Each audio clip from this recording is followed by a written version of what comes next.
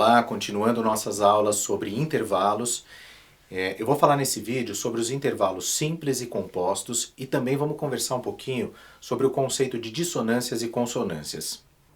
Bom, esse conceito de intervalos simples e compostos é bem simples na verdade. Todo intervalo que estiver dentro do âmbito de uma oitava é considerado um intervalo simples.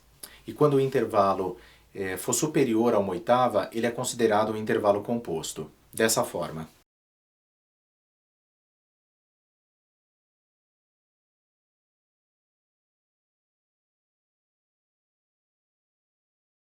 A princípio, essa informação é mais para que você saiba que existe essa diferença de nomenclatura, mas na verdade isso só vai ter uma aplicação mais prática nos seus estudos de harmonia e arranjo, ok? Agora vamos falar um pouco sobre o conceito de consonância e dissonância. Para isso, a gente vai precisar lembrar um pouco sobre a nossa aula de propriedades do som. Você deve se lembrar que quando a gente falou sobre a produção do som, a gente viu que todo som se propaga através de ondas sonoras em um meio físico qualquer. E que todo som tem um espectro sonoro que é composto por todas as ondas sonoras que são geradas a partir de uma frequência inicial. Além disso, a gente também viu que aquilo que a gente chama de sons harmônicos são sons onde essas ondas sonoras intermediárias sempre têm uma frequência que é um múltiplo inteiro da frequência original. Por exemplo, 100 Hz, 200 Hz, 300 Hz e assim por diante. Para a gente entender o conceito de consonância e dissonância na música ocidental, a gente sempre vai se basear nesse tipo de som, os sons harmônicos ou de altura definida. Quando a gente pega dois sons harmônicos e a gente faz uma sobreposição desses espectros sonoros, determinados intervalos se harmonizam melhor ou, usando um termo mais técnico, ficam com poucos batimentos.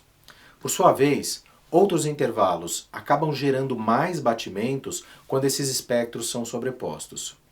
Quando isso acontece, a gente tem uma sensação de falta de harmonia, uma espécie de tensão sonora. Basicamente, a gente pode definir essa distinção de consonância e dissonância a partir desse exemplo que eu dei para você. Intervalos mais consonantes são os intervalos com poucos batimentos. Já os intervalos dissonantes são os intervalos que geram um maior conflito entre os espectros sonoros, criando mais batimentos. Por isso, alguns autores dividem os intervalos consonantes em consonâncias perfeitas e imperfeitas. As consonâncias perfeitas são todos os intervalos justos. Inclusive em inglês, esse intervalo é chamado de perfect, que é perfeito em português. Esses intervalos são os que possuem menos batimentos quando estão sobrepostos e são os primeiros intervalos formados a partir da série harmônica, que é um assunto abordado com mais profundidade no nosso curso de harmonia. Por isso, sempre que um intervalo justo sofre alguma alteração, ele muda diretamente a sua propriedade de consonante para dissonante.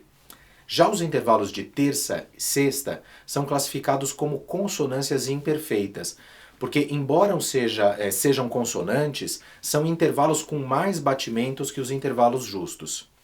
Os intervalos de segunda e sétima não são considerados consonâncias. Só uma observação.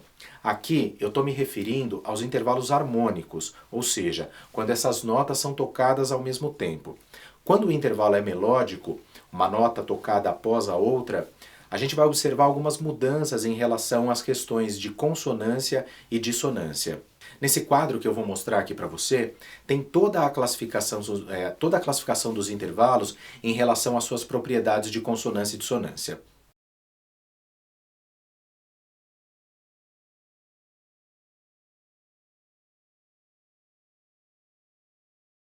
Num contexto mais estético, como nosso estudo está concentrado no contexto da música tonal, quando a gente fala em consonâncias, a gente está se referindo à sonoridade que nos traz uma sensação de estabilidade, de repouso, enquanto as dissonâncias sugerem movimento, tensão e instabilidade. Se a gente levar essa discussão para um lado mais cultural, ou até mesmo social, hoje em dia esses conceitos eles são muito discutíveis.